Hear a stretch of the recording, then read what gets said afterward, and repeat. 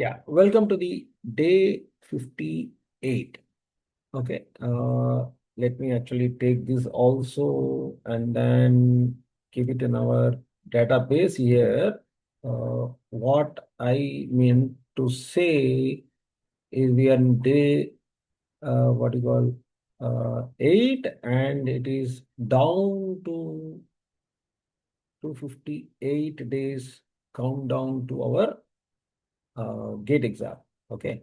Uh, so what is the concept which we are going to learn today is the distillation concept. In the distillation, what specifically is very important? See, there is something called, separability. So there is a parameter or something we need to understand related to volatility. In what way the distillation can be taking place? We we wish to separate a mixture of two liquids which are miscible in nature into the pure component A or into the pure component B, both, right? So we want to do this like this, and then so alpha is given as a ratio of ratios. See, I should say it is the ratio of the ratios. In what way? So if I say y of ya by 1 minus ya whole divided by xa, what should I write? Okay. Uh, xa by 1 minus xa. So let me write like this. Okay. So let me write like this. So this is what? See, if I say y, we need to understand what is y first, what is x. See, x represents, or rather, this is a liquid. You can see here, when I heat this particular liquid mixture, this is known as the liquid phase mole fraction, liquid phase composition is denoted by X. And the vapor phase composition of the vapor phase is known as Y. And what is this A and A denoting here, or the B? See, in both in this mixture A plus B, we are understanding, or our understanding, our assumption is that A is more volatile in nature. Okay. What do you mean by more volatile and all? See, too much of discussion will also ruin the learning. Now, as of now, I raise a question to you saying that what is more volatile in nature? You try to actually look at what is more volatile and then try to understand. Now, see, alpha is greater than 1. That means separation is very, very easy.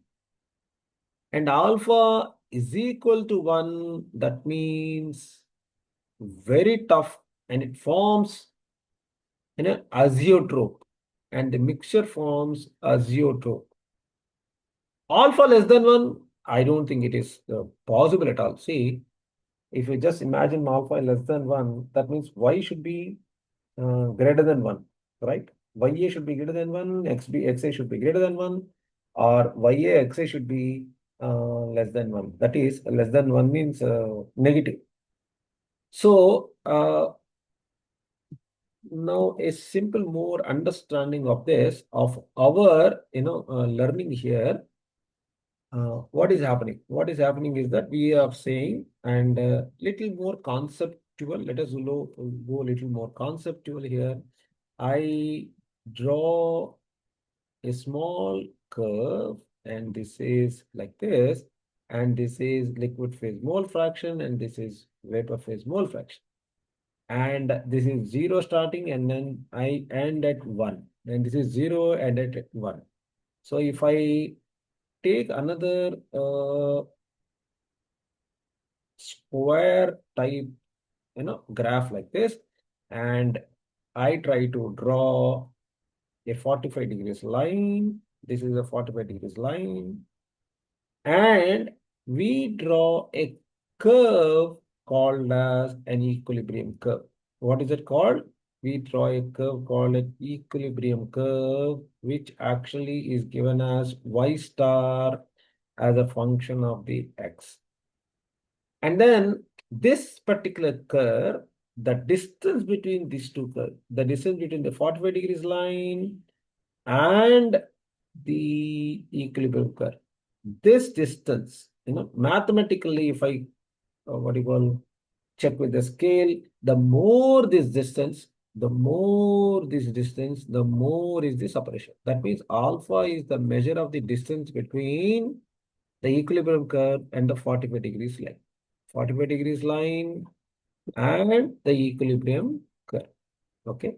See, finally, alpha is equal to, simply, if I don't put any subscript A, it means that it is actually for the mole volatile component. So this is y by 1 minus y by x by 1 minus x. What does 1 minus y tells you? 1 minus y tells you it is the more volatile, what you call, y is the more volatile mole fraction. 1 minus y is the less volatile mole fraction. That's it. Very simple.